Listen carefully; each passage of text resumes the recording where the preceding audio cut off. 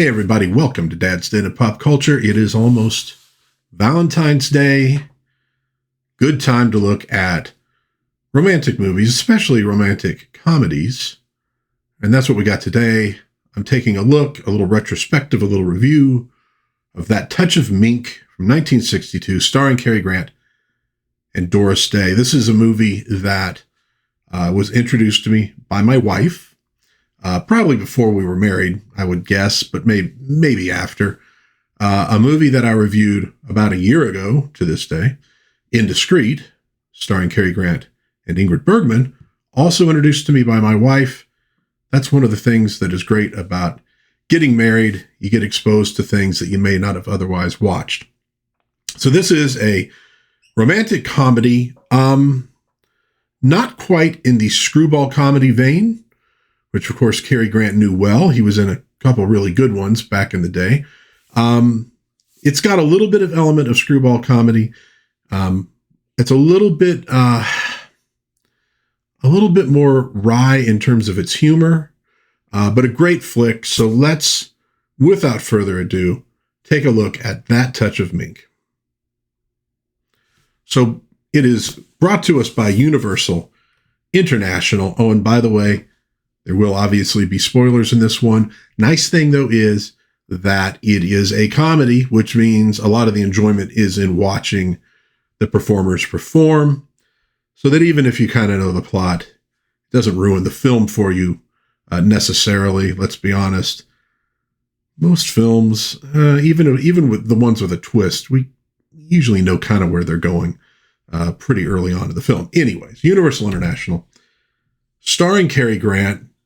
This is 1962, so it's about 30 years after he got a start in film with a movie called This Is the Night, which I actually have reviewed on this channel, and it's worth taking a look at.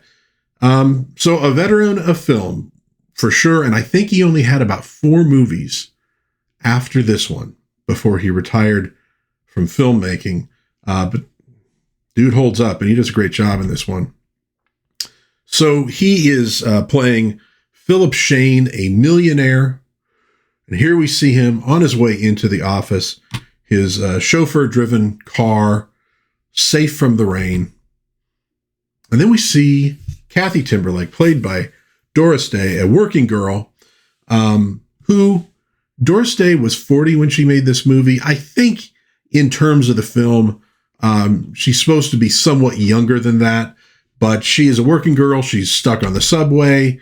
And while Philip Shane enjoys his ride, comfort, she's fighting the elements and she's fighting crowds on the streets of New York. And so it is during this commute that their paths cross when Philip's car hits a puddle and splashes her with muddy water. Now, they drive off and she's furious, but you can see, there's a bit where you see that he is upset that this has happened. So he's not a complete jerk. And then we get the title, That Touch of Mink. Really nice title sequence. It's sort of like, has the look of like watercolors as they go through it. Few names I want to bring up in particular. Director of photography, Russell Meddy. This dude had worked on Spartacus, for which he, I believe, got an Academy Award nomination. Bringing Up Baby, a great movie with Cary Grant and Katharine Hepburn. The Big Street, Mr. Peabody and the Mermaid. Cult of the Cobra, a little B movie, shows up on Svengoolie once in a while. Touch of Evil, The Misfits, Flower Drum Song, The Warlord, and The Omega Man, the 70s sci-fi dystopian classic. So the guy has quite a number of great films that he filmed. And like I said, 1 Academy Award nomination. Art directors also, Alexander Golitsyn, Robert Clatworthy, George Milo, also received some Academy Award nominations. So you're looking at some real talent behind the camera in this one. Bud Westmore makeup. God, that dude did makeup for tons of stuff. Music by George Dunning. Great music in this one, and written by Stanley Shapiro and Nate Monster. Now, Shapiro got an Academy Award nomination, I think, for Pillow Talk. Also did Operation Petticoat, which had Cary Grant in it. Dirty Rotten Scoundrels. Freaking great movie. And Nate Munster he did a lot of radio. Duffy's Tavern, Burns and Allen, did the Donna Reese show on TV. And they do a nice job with this one. It's a good script, a lot of funny lines. It's a cute plot that keeps moving. They did a good job. Directed by Delbert Mann, who got an Academy Award, I think, for Marty. Initially, they'd planned to put Rock Hudson in this film with Doris Day, and they'd done some great films together. I believe it was Delbert Mann who wanted Cary Grant instead. So, credits over. So, Kathy has been splashed by mud from this car, and her day now improves when she gets to the unemployment office, waiting in line, and she eventually gets to the front where she is confronted with Everett Beasley, played by the great John Astin, and he's really good in this movie. It's a pretty good part. It's not a huge part, but it's a pretty good part. Pivotal beginning and end, and he does a fantastic job with it. So he's been hounding her for a date for a while, and the problem here is that in this capacity, he has the ability to deny somebody their unemployment check if he doesn't think they've been looking hard enough for a job. And he thinks that maybe he's got a shot this time because Kathy's sort of, acting like maybe she's going to go along with it. And then she finally, he kind of asks her for this date. And her reply is, well, I would enjoy going out with you, Mr. Beasley, if I just didn't find you so personally distasteful. You're a sneaky, crude, offensive man. So it sounds like he struck out there. So now we see Philip Shane in his office, and his chauffeur is explaining to him he circled the block about 3 or 4 times, looking for the woman they splashed, couldn't find her. So you see, Shane's not a bad guy. He actually cares. He wanted to make right by it, but basically just couldn't stop in traffic. So enter Roger. Now, Roger is, for all intents and purposes, Philip Shane's advisor assistant. He was an economics professor at Princeton who goes to work for Mr. Shane because the pay is really good. So he kind of feels like he's sold out. And so he has this comical resentment of Philip Shane. He has built up in his mind that he's just this terrible man who uses people and blah, blah, blah, blah. And that's really not Philip Shane. And that, I think, even annoys him more because Philip does not live up to the stereotype, doesn't live up to the narrative of a rich millionaire. And so they're chatting about, this deal that needs to go through. And, Roger's upset because if it does go through that he might get another bonus. So he feels even worse about that. And we hear a little bit about his therapist, his analyst, Dr. Gruber. And so while they're chatting, Philip happens to notice outside the window, Kathy walking into an automat.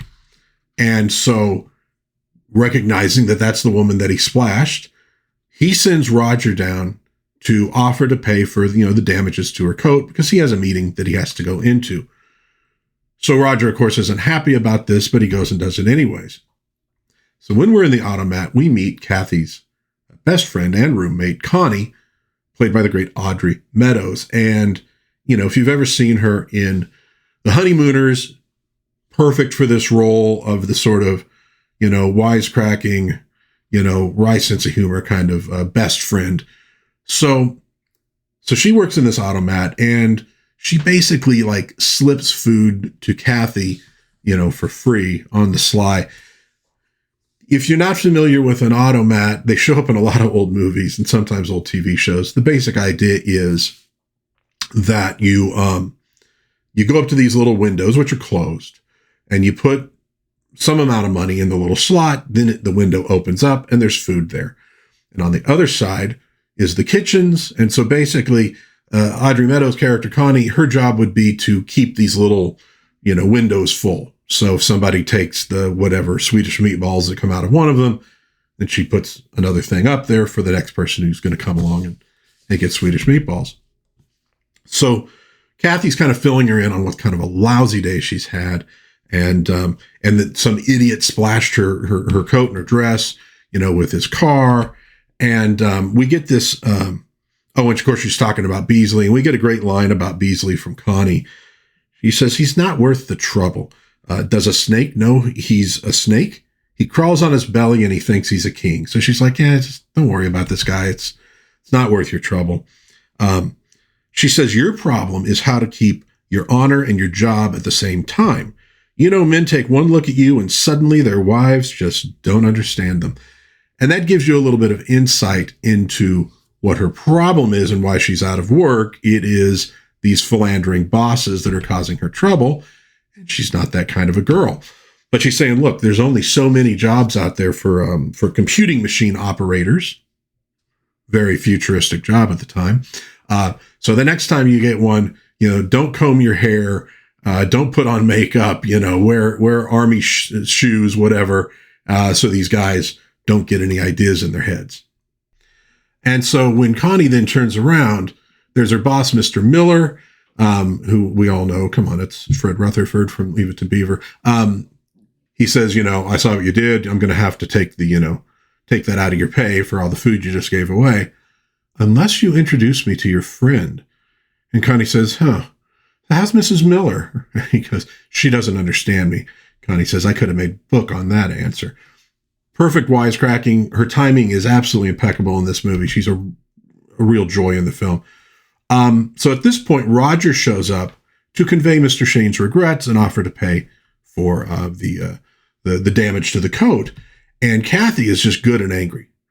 And she says, well, money doesn't pay for good manners. And I'd like to go up there and, throw that money in his face. And this is the greatest day in Roger's life. He has waited 7 years for this. He's like, I'll take you up there right now. And so Connie, of course, sees him, kind of taking her out of the restaurant. And she's like, oh my God, another guy's dragging her away. He goes, I'm afraid that she's going to spend her life telling guys she's not that kind of girl. And then someday, before she has time to tell him, she will be. But at any rate, you get an idea of the personalities of Connie and Kathy. So in Philip Shane's office, the meeting he was having was to give money to the Manhattan Home for Women. In other words, a home for unwed mothers, or as they like to term it, unfortunate girls. And at this point, Roger shows up with Kathy, and she's waiting out there in the reception area where these two women are. They've just left with his check. And overhearing the conversation, they think that maybe Kathy is one of those unfortunate girls, and that Philip Shane is the reason she's an unfortunate girl. So one of them gives her her business card and says, when the time comes, we'll be there. And of course, she's, can't believe that Philip Shane would do something like that. The other one says, well, when he donates $200,000, he's entitled to the use of the facilities. Kind of gives you an idea of some of the lines you get here. So he's okay. So Roger's ready. He's like, okay, don't forget all the things you're going to say to him. He runs in there to get him. And of course, as soon as Cary Grant walks in, or I should say Philip Shane walks in, Kathy gets that dazed look at this guy who, is very attractive, etc.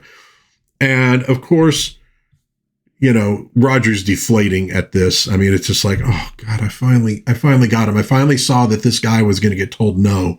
This was going to be great. So Philip's being very charming. Kathy is very charmed. And when he finds out that he damaged her dress and that she has a job interview, he's like, well, okay, I'll send my secretary out to have the dress cleaned. Don't worry about it. We'll take care of this. So you see, he's a very considerate, very nice guy. Cary Grant is very calm. Now, he'd done screwball comedies in the past, like I said. He could play manic. Here, he's very much the sort of relaxed, charming Cary Grant that you get in a lot of movies. And there's a reason for that. It's part of the plot of this film, of why he's this sort of very relaxed, calm, careful kind of guy. So Kathy, gets on the phone with Connie, telling her what's going on.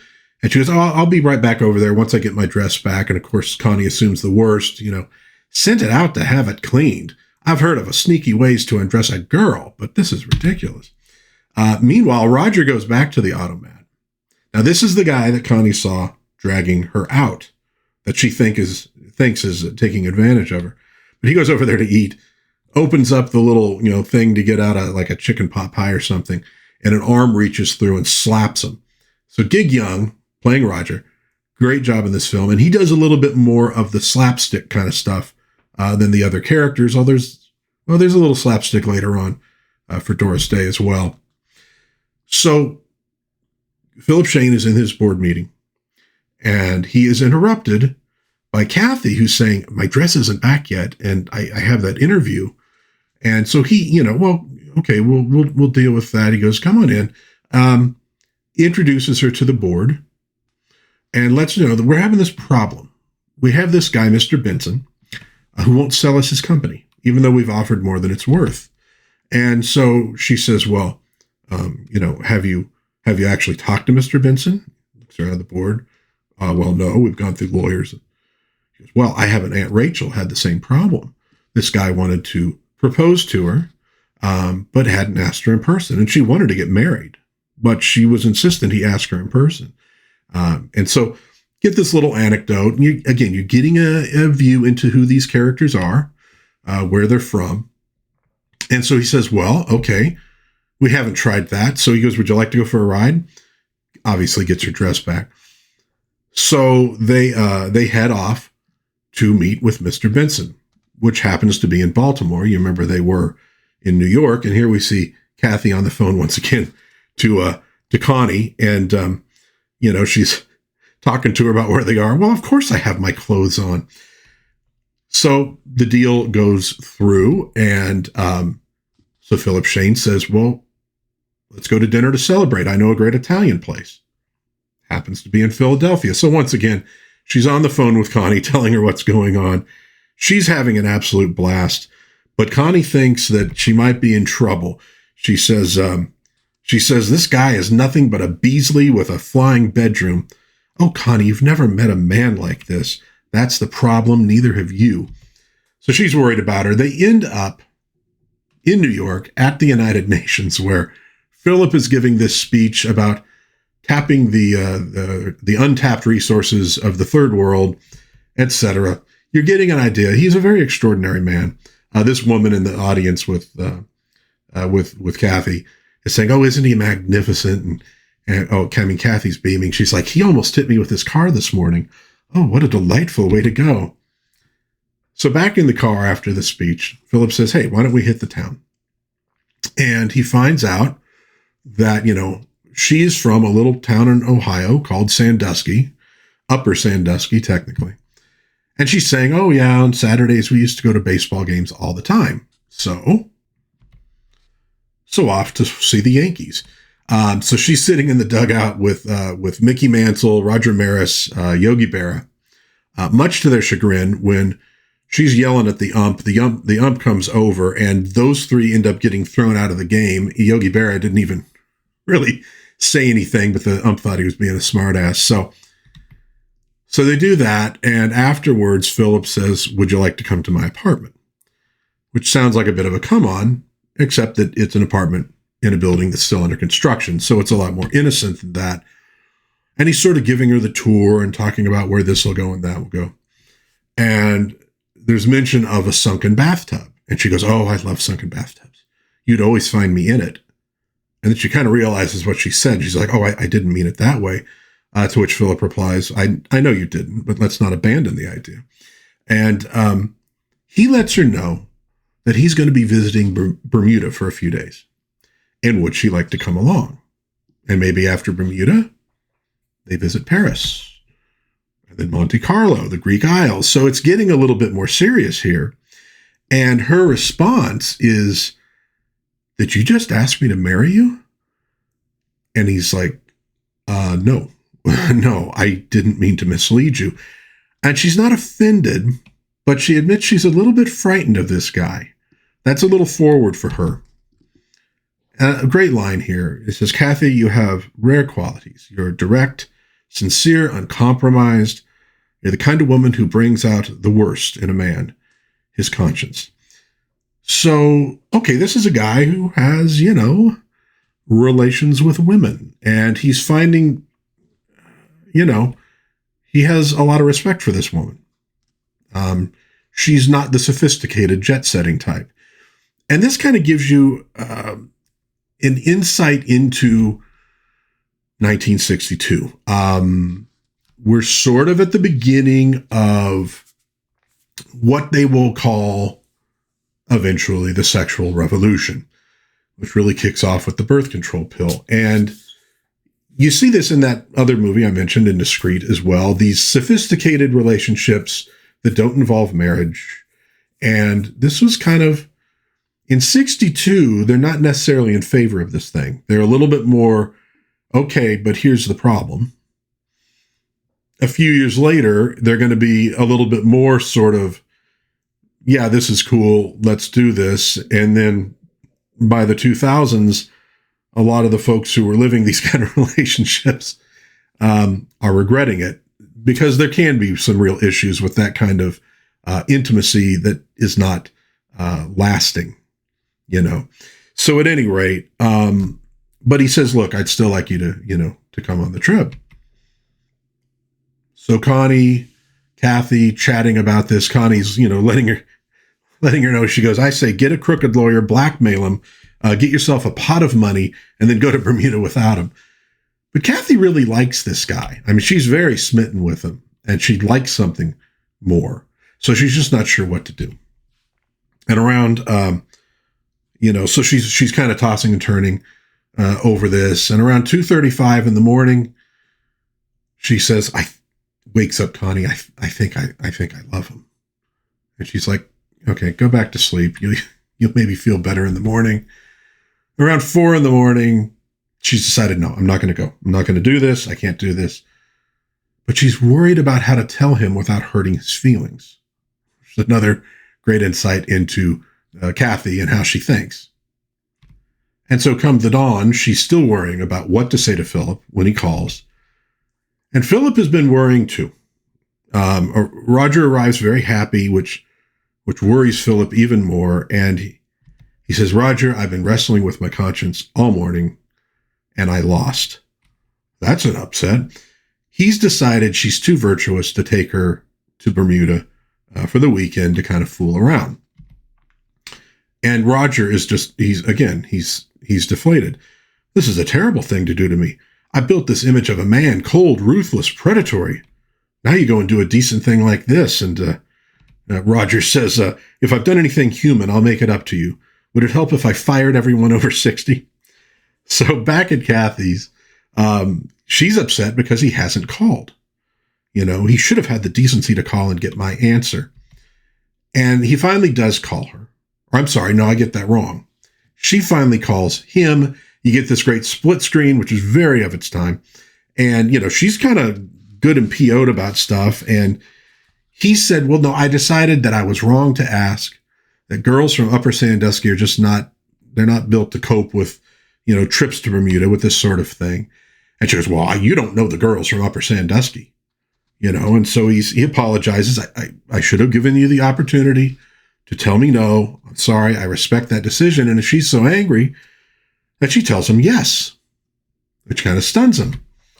And so Roger, again, crushed. He blames himself for introducing them. He almost manages to quit, but he can't quite get there because the pay is just so damn good. And she calls, Connie to let her know. And Connie's like going, so he insulted Upper Sandusky. This is no way to get even. This is the worst thing you could do. And of course, unfortunately, Roger picks exactly that moment to go back into the automat where he gets hit with like a pie or something. And so now we get this montage of Kathy, who's being taken by, I think it's was it the chauffeur? It was maybe somebody who works for Philip, to Bergdorf Goodman's to pick out new outfits for the trip. And so we get to see like all these models, and we get to see the fashion from the period. And so Kathy, seems like maybe she's starting to kind of like the idea of all this. She's got this, it's not a mink coat exactly, but it has like the fur collar and all this stuff. And, It's fun. Connie is still not happy about it. She's crying as she's going to go leave. Had to show this shot. You see the great Pan Am airplane. They had like the greatest logo in the history of aviation. And Roger is there to see her off. And he's saying, it's, how did she say it? When she said she'd throw that money in his face, she became a symbol of hope for all of us. Now look at her. Of course, all of us meaning him. It's like watching Joan of Arc on her way to the fire. So I wanted to show this shot as well. In movies and TV shows from the 1960s through at least into the 80s, maybe into the 90s, the airplane taking off or landing was a shot they used all the time. Of course, it's a little bit of a filler, but it was because airplanes were really cool, Now, especially at this period, you have jets, they're faster than ever, the whole jet-setting lifestyle. Very cool. You wanted to show them any chance you had. I don't know that they really do that anymore. I think they're kind of just taken for granted. Well, at any rate, Philip meets her at the airport, and you notice here in this scene, she refers to him as Mr. Shane. So it seems like she may not be ready for this kind of a trip after all. They go driving through Bermuda. It's a little bit of a travelogue. They finally get to the hotel. We see a little bit more advertising for Pan Am. And the car there is a Citroen DS19, which apparently Cary Grant arranged specifically for this movie. That was a request of his. He wanted to show it off. So they go into the hotel. Right off the bat, this bridal party comes down. They're throwing the rice and all that. Absolutely brutal. Cary Grant just kind of smiling. Isn't it nice? They're getting married. And she has a look on her face like, oh, I'm making a mistake. They get on the elevator with this couple. We'll see that guy again. He's kind of a creep. The woman he's with takes a really long look at Cary Grant and then kind of looks at her guy like, God. And Kathy just very perturbed. She just has this look on her face the whole time. They get up. They're walking towards their room. They come upon a minister and his wife. And you see Kathy looking at her hand. There's no ring on the finger. And she's like, oh, he knows. He knows we're not married. He knows, So this obviously upset her. We finally get to the room. Very cool. Wanted to show what it looked like in that nice long shot. Again, this is the art direction. This is the set decor. Really great job in this film with this kind of stuff. And really beautiful view from it. And he's talking about pink sand and how, the pirates used to be lurking around this kind of place and all that stuff. And so, really beautiful, all that good stuff. And you see the look on her face, like she is a lamb being led to slaughter. Serious regrets at this point. Now, he's actually just taking her on a tour of the room. They're showing like the kitchen, and they get on the topic of sleeping. Oh, I sleep like a rock. And he says, it takes me hours to get to sleep. Well, have you tried hot milk and butter? And he says, I'm not that anxious to get to sleep. And so finally they come to the bedroom, and that means the bedroom, singular. And this is when the nerves really start to hit. This is, again, he's talking about the view from the bedroom, and isn't this view beautiful? And this is the only view that Kathy is looking at. I love the way they frame this shot. And he's saying something like, have you ever seen a view like this? No. It means so much more when you could share it with someone. So she's she's focused in on that bed and what it means. And so he mentions, getting ready. And she's like, getting ready. He's like, for a swim. Oh, a swim. Okay, yeah. So, he leaves so she can change into her swimsuit and such. And then we get this kind of a montage of them. They're down at the pool, and, they'll be showing her looking at people, and she's seeing people and going, they know. And then they'll zoom out, and there's the bed. Like they're on the bed in the pool.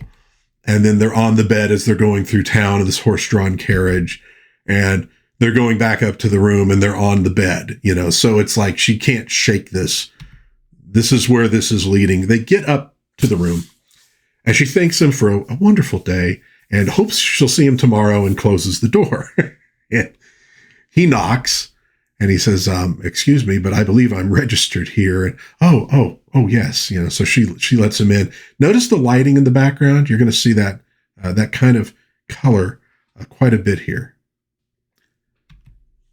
So we come to the moment of truth.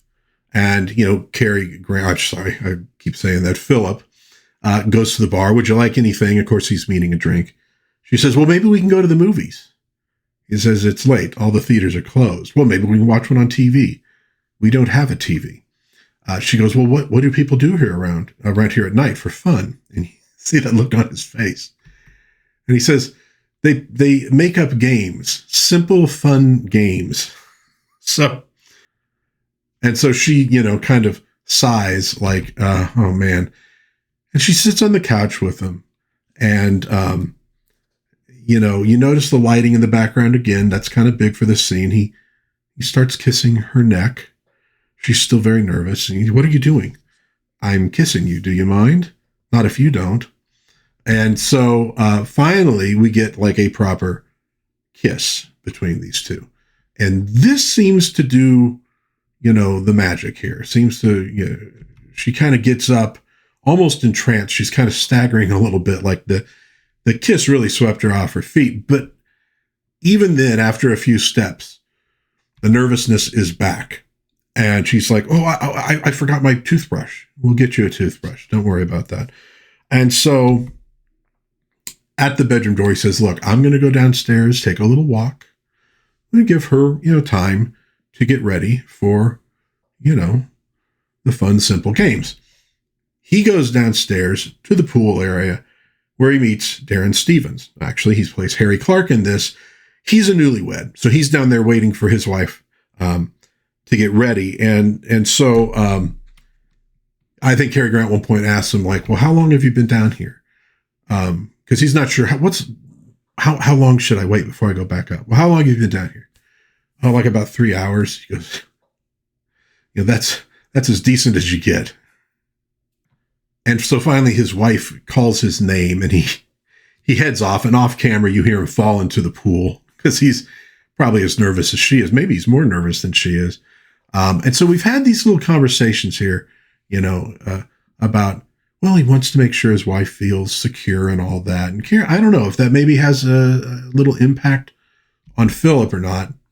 Well, he heads back up to his room and sees this strange man leaving the bedroom. And this turns out to be the hotel doctor. And so he explains, that, well, Kathy has broken out in hives. And he asks him, he says, this is kind of a delicate question, Mr. Shane, but is that Mrs. Shane? And Philip is like, no. He goes, that's strange. She goes, usually this happens with married women, which kind of makes sense if you think about it.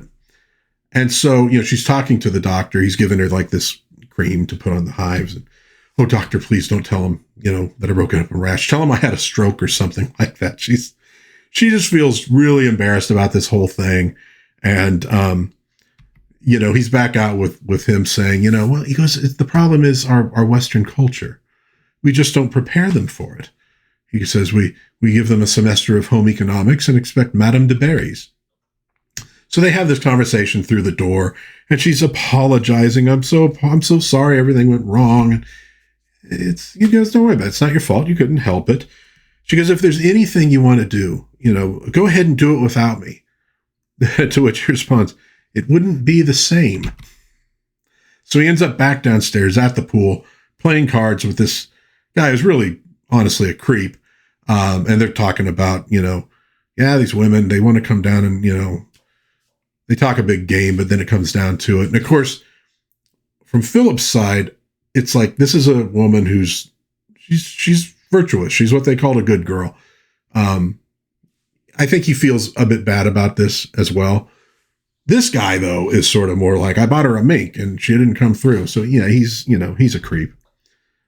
So flashback to New York, Roger in his office dictating a letter to his secretary. And they actually do the bit of him looking at the secretary and saying, take your hair down, then take off your glasses. And he goes, it's funny, that always works in the movies, and they actually do that bit on Arrested Development like 50 years later. So some comedy bits, they just work. And so he sees at this moment guy showing back up at the office with Philip's like suitcase or what have you. And he's like, Joan of Arc put out the fire. So he's like, oh, somebody said no to Philip Shane. He's back on cloud nine. Of course, being the kind of guy that Roger is, he immediately runs in to gloat over what's happened. Say the Baron von Richthofen of the boudoir has been shot down over Bermuda. And he kind of does this great thing where he's telling Philip off. You see Philip, kind of like in deep thought. And he says, I got to read this off of here because I can't memorize the whole thing. When she sent this back, and talking about the mink code, she gave hope to all of us who sold out for that touch of mink. You give us good salaries, paid vacation, medical insurance, old age pensions. You take away all our problems, and you act like you've done us a favor. Well, you haven't. We enjoyed our problems, and someday there's going to be an uprising, and the masses will regain the misery they're entitled to. To which Philip responds, neurotics of the world unite. You have nothing to lose but your psychiatrists. But there is some truth to what Roger's saying, that a lot of people, when things are going really well, find ways to sabotage it. Like when things get too easy, people actually do kind of go kind of crazy. Of course, in Roger's case, I mean, he's a little bit ahead of the rest of us. And the shot ends with Philip just kind of staring at that coat. So he's thinking about everything that happened. Well, back in Kathy and Connie's apartment, Kathy is just like, she feels rotten. I was afraid of him, that I wasn't good enough for him, afraid that I would disappoint him. And Connie's like, going, honey, it happens to lots of people. Don't worry about this. And he was so understanding about it. He didn't even get upset. He just smiled. Oh, it was so awful. If only he'd gotten mad or yelled or hit me or something. Connie, men are so inconsiderate. And so it's a happy Roger who shows up at his analysts, Dr. Gruber. When he walks into the office, he goes, that's great to be home. And so he starts telling him about, why he's so happy. And what we find out here, first and foremost, is that Dr. Gruber is pumping Roger for stock tips because he's this big financial analyst. And he gets one. And so while Roger starts talking, Gruber leaves the office to go call this broker. So he misses some of what he's saying. He is telling the little story about how Kathy, has told Philip no. But of course, he's missed some of that. When he comes back in, he thinks that that Roger is talking about something that happened to him. This man, powerful man, asked me to go to Bermuda with him, and it's hard to say no to something like that. And so Dr. Gruber's like, oh, what's going on here? And starts writing things down because, this is juicy. This is good. And it makes sense to bring up here that in 1962, there was still an opinion among many psychiatrists that being gay was a mental illness. And that's kind of what this plays on. This guy's kind of like going, whoa, he's suddenly attracted to men, must be something wrong with him. He actually goes in and cancels his trade. So look, that was a prevailing viewpoint at the time, which, by the way, be very careful of psychiatry. It shifts opinions quite often. And so something that's scientific this year might not be scientific the next year, but just so you understand where that's coming from and why the scene kind of plays out the way it does. So Kathy has decided to go back home to Upper Sandusky for a while, see her folks, kind of get over what's happened. And Connie's like, oh, it's a good idea. You really should. It's good that you go back. And the bus leaves. Look at that, by the way, that Greyhound bus. It's gorgeous. The bus leaves, and there's Kathy standing there. And Connie's like, what are you doing? She goes, no, I decided I'm going back to Bermuda. She wants to prove to herself that she can do this modern, sophisticated thing of, well, frankly, sex outside of marriage, if we get right down to it, which they never are quite that blunt in this movie because it's 1962. So while Philip is having dinner with this woman in this nice restaurant, like maitre d' comes over with the phone, and you have a call from your office. And of course, it is Kathy in Bermuda. Look at the lighting again. Calling to let him know she's waiting for him. And he's saying, well, I have plans for the evening. I have a board meeting in the morning. And Kathy, says, is that what you'd rather see in the morning? The board? Well, okay, that's true. So basically gets his attention. So he's going to head down there. And while this is happening, she's drinking a little whiskey to sort of take the edge off. Clearly doesn't like it, but of course, the more whiskey you drink, the easier it goes down.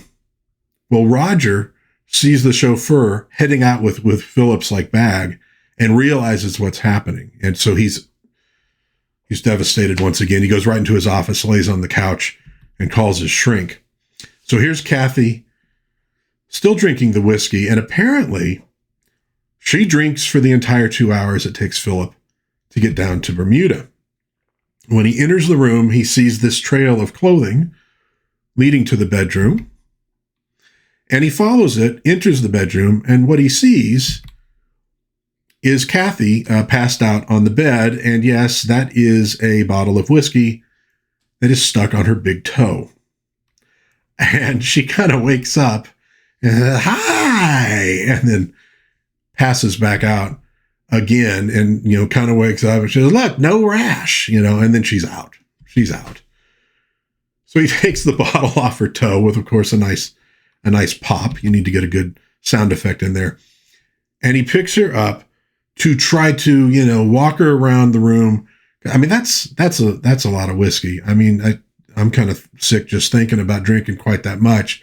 I've been there a couple times, and it did actually kind of make me sick. But at any rate, picks her up to try to walk her around to clear her head, which good luck with actually accomplishing that.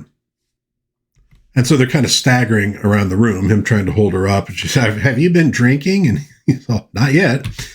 And so he gets her over by the balcony and kind of props her next to the window, fresh air to help her out there. And he kind of getting her steady. He turns around, grabs the phone to call room service to order a bunch of coffee. And he turns back around and she's gone. So he rushes over to the balcony, to see what's happened, and sees her down there on this awning. She fell off the balcony. So again, when I said, yeah, there's a little bit of slapstick physical comedy, there is. You get it with Gig Young, you get it with Doris Day a little bit in this scene.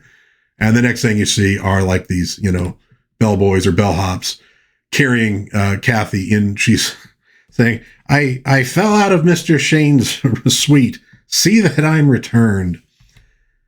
So obviously she's, put back up there, and, I'm sure the doctor's seeing to her, and he's back playing cards by the pool with the creep. So we've had two absolutely horrendous dates in the lives of these people. Maybe the next day she's back home feeling horrible, probably the hangover, if nothing else. And it is funny, though, that moments like these shared by people can actually create very, very strong, lasting relationships. I mean, if they work out the right way. So Kathy's friends are telling her, just shake it off. Don't worry about it. This guy is not worth it. And all Kathy could say is just, I'm so embarrassed. I want to die. Well, we flip back to Philip Shane, who is heading out with this Tom, this guy he works with. I think a member of his board, maybe. It's raining, and he's saying, maybe instead of getting a car, we should wait for the rain to stop. I had a very traumatic experience driving in the rain. And he asks them, he says, Tom, if you ever came across a stray kitten in the street, helpless, but very appealing, and every time you tried to pet it, it scratched, you'd avoid it, wouldn't you? Well, naturally. Well, yet you can't just leave it in the street to starve. You've got a moral obligation to help it survive. And this whole conversation, there's a couple things. One, it's a preamble to his next adventure with Kathy, which is he's going to get her a job at one of the companies that he owns, doing the computer operation thing. But also, he's not ready to just wash his hands of her completely. There is definitely a connection there. He feels something for her, which is why he's so worried about her. Well, back at Kathy's, they're still talking, and what does Connie say? Because she knows how upset she is. If I ever run into that guy again, well, who comes along, of course, but Roger. And remember, Connie thinks that Roger is Philip. That's who she saw dragging Kathy out of the automat in the first place, and she's never actually met Philip. And so, good, true to her word, she sees him, smacks him, and he falls down the stairs and gets down to the next landing where the landlady smacks him with a broom, sending him down the next flight of stairs to the bottom. And at that point, they call to the neighbor down there that this is the guy. And so she unleashes her dog, Herman, on him. He makes a break for the cab. Herman leaps into the window of the cab after poor Roger. Roger shows up at Philip's office. And this is like the best day ever, even though he's, battered and bruised. How does he put it? He says, before I go to the hospital, I just wanted you to see what people think of you. And you deserved everything I got. So he's like, hey, these people really hate my boss. This is awesome. So back to high-tech 1962 style. This is a credit card company. You see Univac back there on the wall. And these are credit processing machines. Everything's on cards that are punched and they roll through. And this is Kathy. And it's all going, very well until the resident mean girl around quitting time lets Kathy know that, well, you don't have to work so hard. You're the boss's girlfriend. Kathy's like, what? She doesn't know that Philip got her this job. So she's so angry. Everybody's left, and she's angrily, I'm independent. I'm not going to this and that. And as she's talking, she's hitting the computer, for emphasis, and hits a few buttons in particular. And the next thing you know, as she leaves, pandemonium. The computers all rev up, and they start shooting cards all over the place, which I don't know that these machines would have actually done that. But in Hollywood movies, they always do. This is the dawn of the computers are coming, and they're kind of going to ruin everything. Even though obviously the people making computers were convinced they were going to lead us to a utopia, or at least make them rich. The population at large wasn't that thrilled about computers. And of course, hindsight 2025, they're kind of completely right in a lot of ways. So Philip gets another call at the restaurant. She did what to the machines? I'll be right down there. Runs down. This guy's like, oh, everything's been destroyed. He goes, this guy, stopped for lunch at a Howard Johnson's, and he's now being billed like $24,000. And this actually kind of reminds me too, at this point in the movie when I was rewatching it, there's a little similarity here between this movie and When Harry Met Sally. Here's these two people that seem destined to get together, and it's just one disaster after another. And so it's going to take weeks to get everything figured out. And back at the office, Philip is just like, he's invoking images of A-bombs and the four horsemen of the apocalypse. This woman is a disaster area. Philip leads a very orderly life, and Kathy is sort of like chaos. And that's hard for him to overcome. And at this point, he opens a letter from Kathy to him, and it starts, Dear Sir. And he's like, Dear Sir, where she's itemized what, he's spent on her so far. It was like, what was it? $729.40. And she's going to pay him back week by week as she can. The first check for $3. And he's just like, she is a disaster. She brings destruction with her wherever she goes, is why she can't hold a job, which we actually know is not true. That's not why she hasn't been able to hold a job. It was creepy bosses. He doesn't know that. He thinks it's, he says, she ought to get married. Only a husband can put up with this kind of, destruction. And rings a bell for Roger. He just mentioned marriage. This guy's never even talked about marriage in his life. Just mentioned marriage. He gets on the phone to his doctor, very excitedly saying, he just mentioned marriage. Of course, talking about Philip And Kathy, Dr. Gruber, takes it a different way. Wait, this man has mentioned marriage? So at any rate, Roger goes back to Kathy's apartment. He's not attacked this time, and letting her know that I think he's in love with you. And she's like, I don't know. He's not. He goes, listen, he wanted me to put together a list of eligible bachelors to get you married. And he rejected all 20 of them, mostly for silly reasons. He goes, he even rejected Rock Hudson because you'd have to live in California. Remember, Rock Hudson did movies with Doris Day, but also he was initially going to be cast as Philip in this one. This line actually survives from that. So the joke would have been talking about rejecting Rock Hudson when Rock Hudson is the character of Philip Shane. And so they go, okay, look, he hasn't said he loves you because he hasn't figured it out yet, but he does. We've got to awaken his passion for you. We need a plan. And the plan is going to involve jealousy. So enter Beasley. Kathy is going to call Everett Beasley and ask him out on a date, which she's not very excited about. But it's like, no, it's got to be somebody as awful as Beasley to really work. And she's like, oh, it's so dishonest. And Connie says, listen, you can either be an honest old maid or a happy liar. So she makes the call to Beasley, who's in the office, he's like amazed.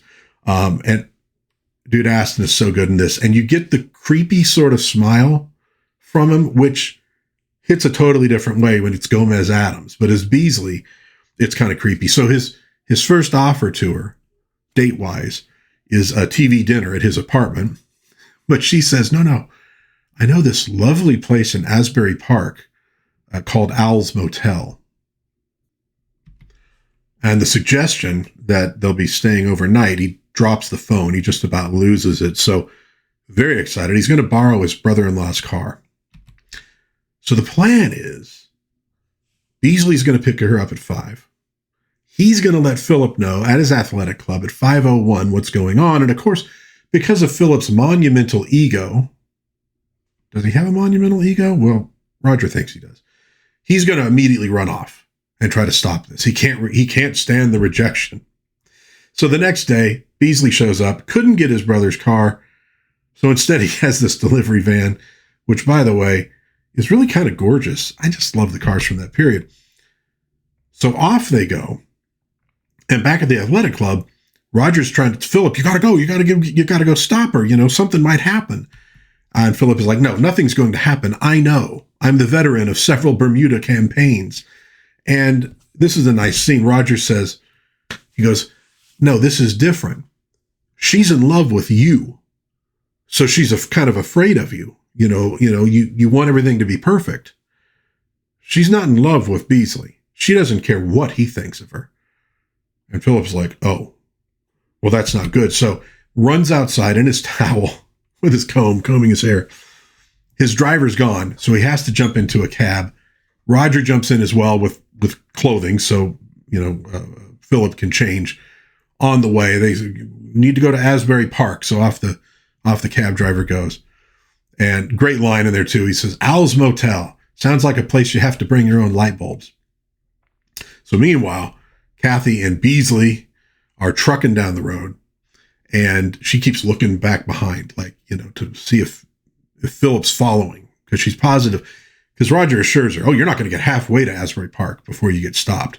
She's starting to get nervous, and he's talking about, Al said we could use the burner in his kitchen to heat up our TV dinners. We're having haddock.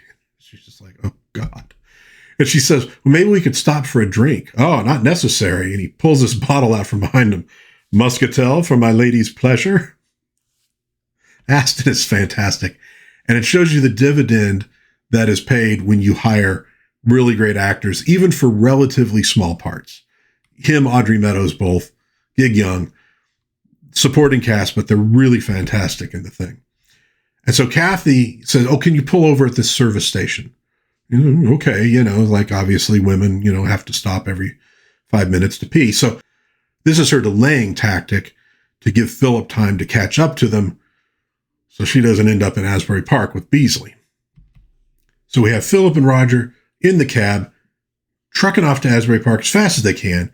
And he's just saying, I can't understand why I'm doing this. And Roger's all, well, Dr. Freud had an opinion or had an idea about that. He says, if Dr. Freud had ever met this woman, he'd quit psychiatry and opened up a delicatessen. So now we have another stop at a service station and a cab roaring down the street and another stop at a service station. And at this point, Beasley's getting a little bit suspicious or at least annoyed at what's going on. And who pulls up behind him but Philip's cab, smoking like crazy. They were going too fast. It burned out the bearings or who knows what. And so, having no transportation, he bums a ride with Beasley. Do you know a place called Owl's Motel in Asbury Park? Yeah, I know where that is, but it's a little bit out of my way. So he gets $100 out of Philip and basically puts him in the back. And so you could see Philip staring out the back of this delivery truck. Here's Kathy getting into the front seat. So off they all go to Owl's Motel. Here's some awesome signage from mid-century. And Kathy jumps out for one last visit to a service station, one last delaying tactic. We get a nice scene as Beasley goes back to let Philip out of the back. And Philip says, because I've tried my whole life to lead an orderly, civilized life, and I meet one girl, and I'm running around New York in a bath towel, riding in a truck with dead chickens, tracking her down to this motel. The poets call it love. No wonder they starve. And as Philip walks away, Beasley's like, oh, the nuts you pick up on the road. So Philip heads into the main office, and there's a couple just checking here about 10 minutes ago. The woman's a blonde about this high. Oh, yeah, they're in the bridal suite. And so he goes, well, where is it? Well, it's down to, at the end or such. And, oh, you want me to call him? No. Oh, no, I want to surprise him. And he does surprise him because what he finds in there is John Fiedler, the great John Fiedler, known for the voice of Piglet and for being on the Bob Newhart show. And he is the newlywed having his honeymoon. But of course, Philip doesn't know what Beasley looks like, doesn't know that he's been in a car with him for the last who knows how long. And he thinks this is Beasley and she's in the room. And he's like, saying all sorts of crazy stuff. And Fiedler there's like, oh my God, he's learning things about his new wife that he didn't know. And so Philip walks into the room and then immediately turns around and walks out. And you got yourself a great girl there. And he leaves and she comes out. She's like, well, who was that man? And Fiedler's like, boy, you librarians really live it up. So Kathy is now on the phone in this phone booth talking to Connie and saying, he didn't follow us. And Beasley's checking into a hotel room. What am I going to do? And I guess I should say motel room. And you see in the background, Philip, who's just come out of there, catches sight of her in the phone booth. And he walks up and she's going, oh, if only he would come, I would kiss his feet. And at that point, she sees him looking at her. And she tries to play it off like, oh, Philip, I fancy meeting you here. Are you staying at this motel? And he's just staring at her like, you've got to be kidding me. And he's basically, he's had enough. Connie on the phone is like, honey, you're overplaying your hand. Don't push your luck. Just, kiss his feet. Just go with it. And he's finally like, put down that phone. I will not put down that phone. Put down that phone. And he basically, next time you see him, he's picked her up and he's carrying her. And you can kind of see she still has the phone with the cord in her hand. And he's carrying her off and she's like, but my lover is waiting for me, in there. Men love women more than life itself very often, but there's only so much insanity you can stand. And she's complaining. She's like, but we can't get married. I'm inhibited. He goes, well, work on it together, but I'm unstable. What kind of a mother would I be for our children? He goes, well, we'll have 3 or 4. And if it doesn't work out, we'll breed poodles. And he puts her in the back of the van. You could see her looking out there and drives off, essentially stealing the van. Beasley comes out and sees it. He goes running after it. This is actually very funny. He's running around that corner when another cab with Roger in it appears, and Astin has to sort of jump over that little hedge to avoid the taxi. And so now Roger's in there, and he goes into the office. He doesn't know Philip's just driven off in that van. And he goes in is there a couple that just checked in here? So here's Fiedler. He's like on the phone, talking to his mother, this little guy going, well, you were right, mother. It was, you can't trust women. And yes, mother, I'll be outside, waiting for you when you come to pick me up. And so, and then Roger kind of breaks in. And anyways, the next thing we see, we're back in Bermuda. We see the doctor again walking out of the room. Oh my goodness sakes. Is it another rash? Well, in this case it is, but this time it's Philip, and talking through the door to Kathy. He goes, I don't understand it. This has never happened before. And she says, well, you've never been in this situation before. You're married. And Cary Grant, Philip says, you break out when we're not married. I break out when we are married. We might never get together. And great little line here from Doris Day. If that's what you think, you don't know the girls from Upper Sandusky. And of course they were right. The next thing we see, well, at least it's 9 months later, is the baby in the baby carriage.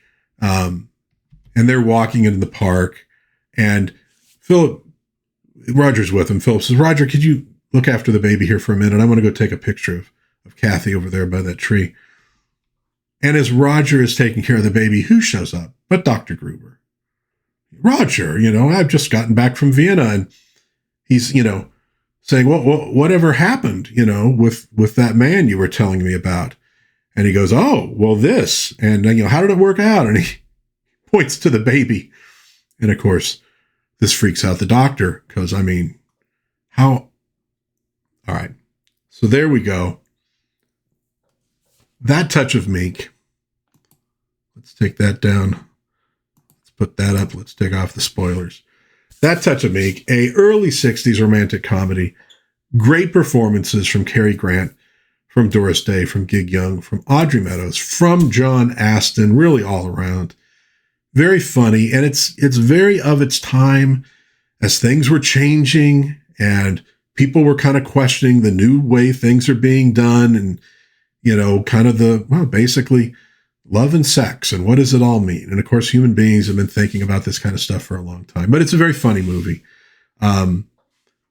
Really interesting too, how the Cary Grant character in this, maybe I say the Philip Shane character played by Cary Grant, just very kind of a dry delivery through most of it.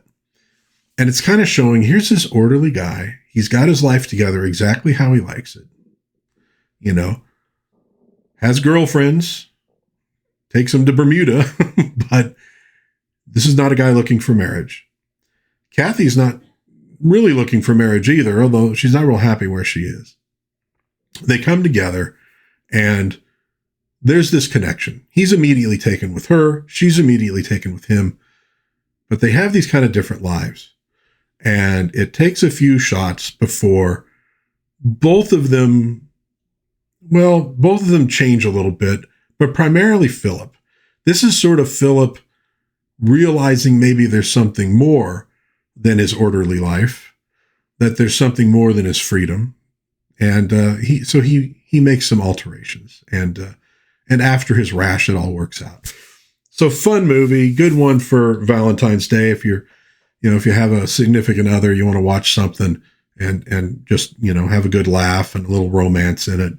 Great movie for that. And well, if you don't have anybody, it's still a great movie. It's a funny movie. Give it a try. Let me know what you think in the comments. Is this a movie that you know well? Is it a movie you've seen? Love to hear what you have to say about it. If you enjoyed this little video review of That Touch of Mink, please consider giving the video a like, maybe subscribing, maybe sharing with a friend. In the meantime, though, God bless everybody. Please be kind to one another. Have a little fun out there. Have a good Valentine's Day one way or the other. And maybe watch this flick. And I will hopefully see you again soon in Dad's Den of Pop Culture. Bye-bye.